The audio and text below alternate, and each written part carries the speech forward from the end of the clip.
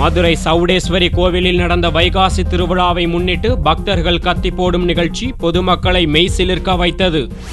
மதுரையில் உள்ள ராமலிங்க சவுடேஸ்வரி அம்மன் கோவிலில் ஆண்டுதோறும் வைகாசி மாத கரக மகா உற்சவ விழா கொண்டாடப்படுவது வழக்கம்.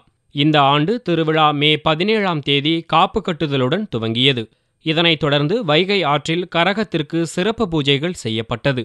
இதன் பின்னர் பக்தர்கள் தங்கள் மீது கத்தியால் தாக்கிக் கொண்டு ஊர்வலமாக வந்தனர்.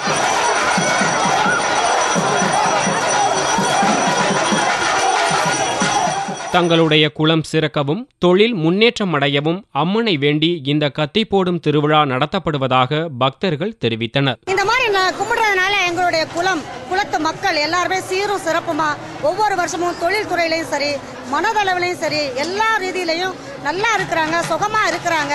அப்படிங்கிறதுக்காக தான் வருஷம் நாங்கள் இந்த வைகாசி மாதத்தை இந்த கரக மகா உற்சவ விழாவை கொண்டாடி நாங்கள் எல்லாருமே நல்லா இருக்கோம். சிறுவர்கள் முதல் பெரியவர்கள் வரை தங்களுடைய மார்பில் சந்தனத்தை பூசிக்கொண்டு கத்தியால் தாக்கிக் கொண்ட காட்சி அனைவரையும் மெய்சிலிர்க்க வைத்தது.